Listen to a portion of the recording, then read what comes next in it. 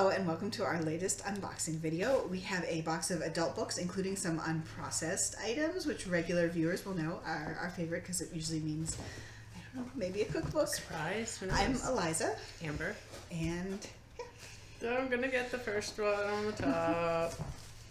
A new way to food. Apparently food is being used as a verb here. To get to food. A cookbook inspired by how I learned to love me at last. I don't know how I feel about that full title. It's a body positive cookbook. Eggs and tomato sauce, avocado, soft-boiled eggs, thin riced cakes. That's a nice roasted chipotle. I'll show some pictures. It's I don't know. I think it's one of those recipes to encourage a healthy relationship with food. I like the idea. Yeah, I like that idea. I feel like it could use more pictures, to be honest. It does. Yeah, it seems like one of those anecdotal ones where maybe there's stories. There's more text in here, yeah, about how which sometimes is nice. It's nice to read about people's stories around the food.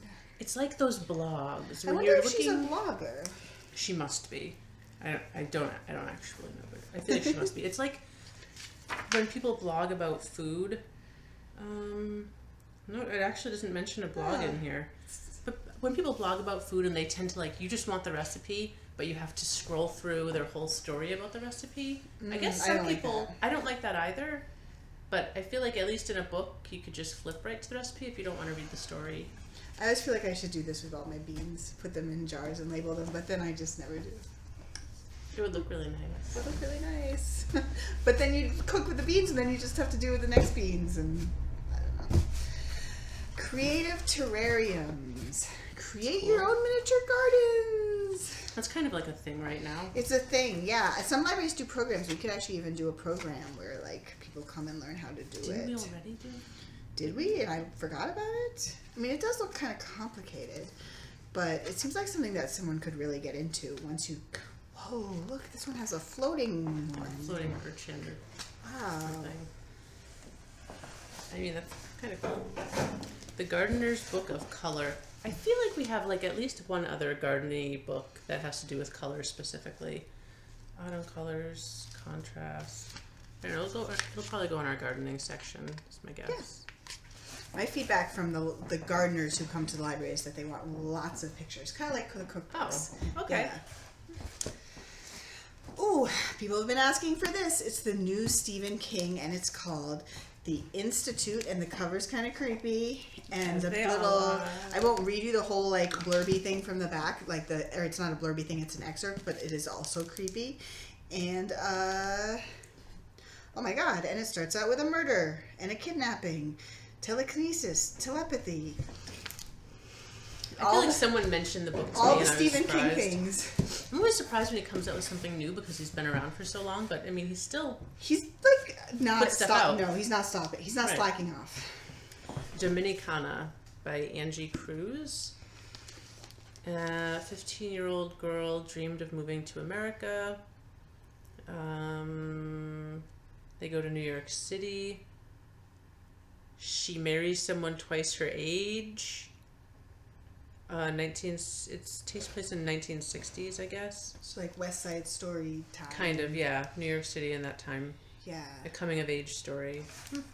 Sounds unique. Yeah. I think she marries someone older and then just sort of I could have a better life, and then I think I think it's complicated. Life. Yeah. Yeah. It's not that easy. Probably a good book.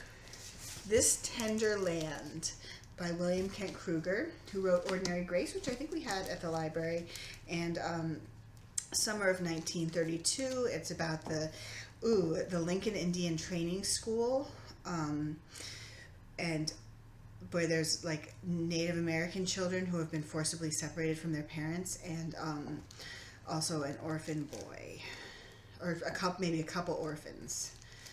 So a difficult time in history. Probably really interesting. Lifespan. Why we age and why we don't have to. I mean, if this were a video, I'd call it clickbait. I'm just saying. Because now you're what do you mean? How can I not age? That's what we will put it on display on the shelf. People will be like, I must look at this book. That's our goal. What if we could choose our lifespan? I mean, it's like it talks about emerging technologies, lifestyle changes to live longer and health. So it doesn't sound like a new concept, but maybe with like up to date. Well, the interesting is all the people Stuff. because we've been getting a lot of books just like about death and dying. So we're like, are all the people who are interested in death and dying also going to be interested in lifespan, or is it going to be like a different appeal to different people? I don't know, but it'll be in our nonfiction.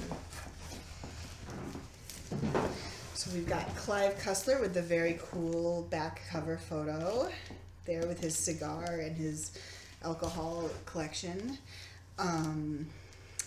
His alcohol collection.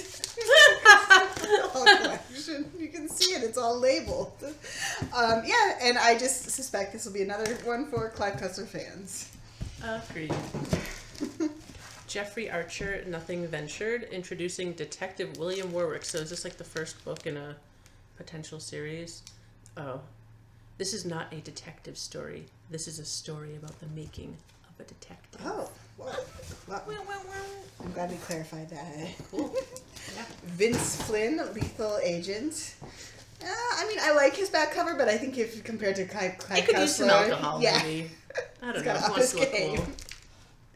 Oh wow, a toxic presidential election is underway in America, already badly weakened by internal divisions.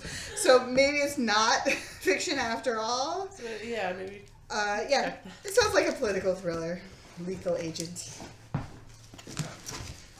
Nevada Barr writes, What Rose Forgot. If this doesn't scream thriller, all it needs is like a window, like or shades on it. What she forgot is frightening. What she remembers is deadly. Suspense. So the old like having amnesia. Oh no! I don't remember this one. I thought this one sounded kind of interesting because she wakes up after having amnesia, and there's a guy there who's like, "I'm your husband." And Oh she's yeah, like, you mentioned that. She's like, "But are you really my husband?" See, that's a good author picture. Yeah, I I'd like like to that. read something by her. I also like sort of like if you read the like biographies between a lot of these like the author of Gone Girl and these other like really dark suspense thrillers. Lots of times they're just like really super normal people. I mean, yeah. Read for excitement.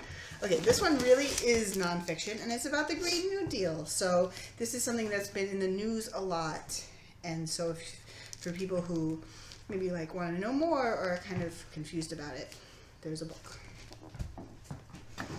J.D. Robb, Vendetta in Death. And this is part of a series featuring homicide detective Eve Dallas. Last of all, this has such a nice cover. The Beekeeper of Aleppo. Sounds familiar. I feel like there have been a lot of bee books lately. So it's... I mean, I guess we could have probably guessed when we saw Aleppo in the title, but it seems like it's going to be sad. It's about a family that's basically happily living in Aleppo, and then the war hits and they have to escape Syria. But really topical. Yeah. Empty box. We're going to do a couple videos and then we'll post them over the next week. So we'll be back with more books.